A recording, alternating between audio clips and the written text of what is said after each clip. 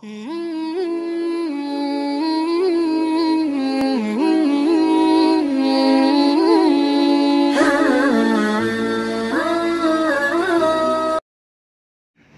kalau di tahiyat awal? Apakah di sholat zuhur, asar, maghrib, isya? Subuh kan dekat di tahiyat awal kan? Misalkan di tahiyat awal sholat zuhur, harusnya kita duduk tahiyat awal. Kita duduk tahiyat awal. Di saat kita makmum duduk tahiyat awal, kita saksikan imam tidak duduk tahiyat awal, dia terlanjur berdiri pada rakaat ketiga, mungkin imamnya rukuk. Apa yang harus dilakukan makmum? Perlu diketahui tahiyat awal hukumnya sunnah, bukan rukun. Sudah dibahas. Dulu sudah dibahas.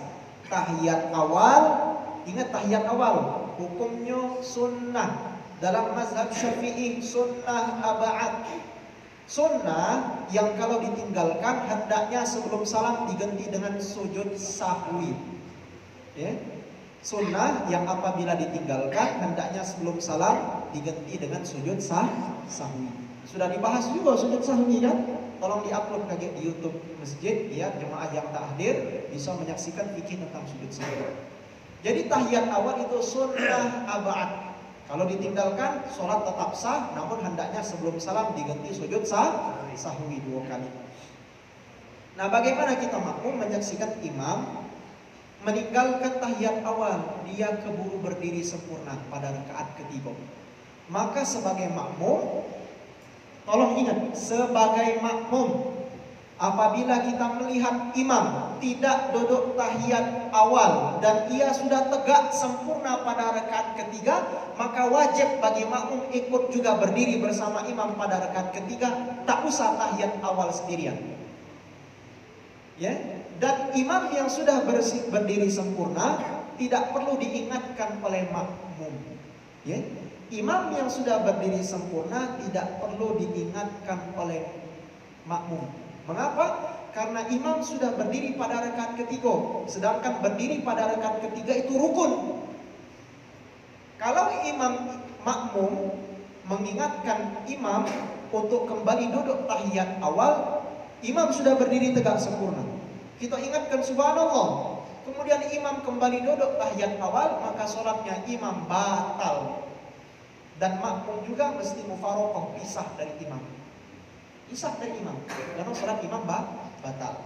Begitu pula misalkan imam lupa tahiyat awal, dia tegak pada rakaat ketiga. Makmum subhanallah mengingatkan, karena makmum belum belajar fikih. Imamnya sudah belajar fikih, imam sudah tahu kalau aku ikuti apa saran makmum, aku duduk batal sholatku.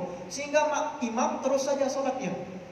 Sedangkan makmum tahiyat awal sendirian makmum, maka sholat makmum batal karena tidak mengikuti imam. Jadi ingat, kalau imam lupa tahiyat awal, dia sudah tegak berdiri sempurna, maka makmum wajib ikut imam juga berdiri sempurna pada rakaat ketiga.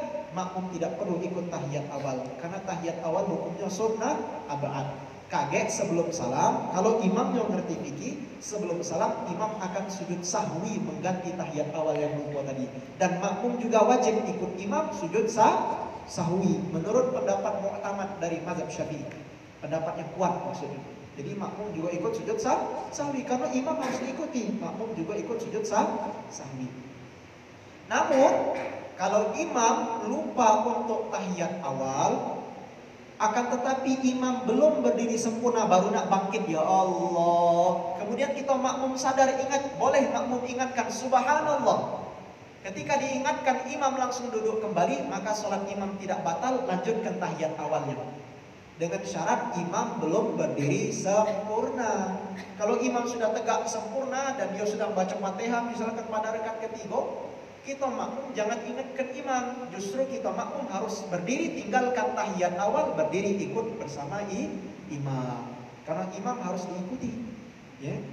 Karena juga tahiyat awal hukumnya sunnah. Jadi tinggalkan saja tahiyat awal, kita milih mengikuti imam yang sudah masuk pada rukun yang berikutnya, yaitu berdiri pada rakaat yang ketiga. Tapi kalau imam baru mau beranjak, baru tegak, ya, belum berdiri sempurna, makmum wajib ingatkan subhanallah.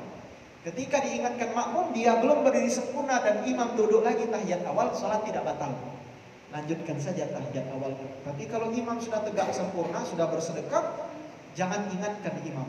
Kita makmum, bijak berdiri mengikuti imam, tinggalkan tahiyat awal. Tolong diingat ini. Ini sudah belajar, banyak di luar sana sudah ngerti, tapi prakteknya berat ya. Tegak dia ragu-ragu, duduk lagi, batal sholatmu sebagai imam. Dan kita sebagai makmum, supaya tidak ikut batal, mufarokoh, pisah bersama imam.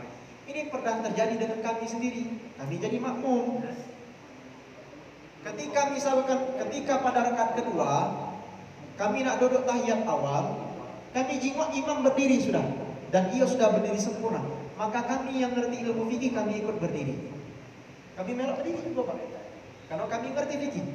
Tapi jemaah yang lain tidak ngerti fikih. Dia duduk tahiyat awal makmumnya, mengingatkan imam, subhanallah, subhanallah, subhanallah. Sedangkan imam sudah berdiri sempurna. Ternyata imamnya juga tidak ngerti fikih, imamnya duduk lagi, batal juga salat imam. Langsung aku niat mufarokoh, pisah dari imam.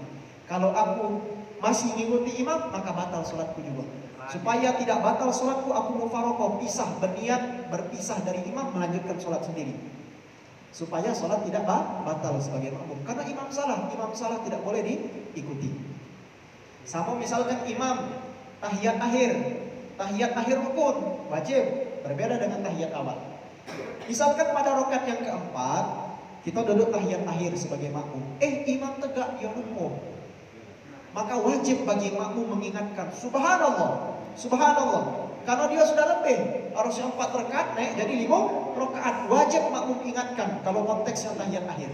Subhanallah, subhanallah. Kalau imamnya paham, dia akan duduk lagi. Dia sadar, aku ini kelewat batas. Ini 5 rakaat, sedangkan sholat zuhur 4 rakaat. Imam akan duduk lagi, duduk tahiyat akhir.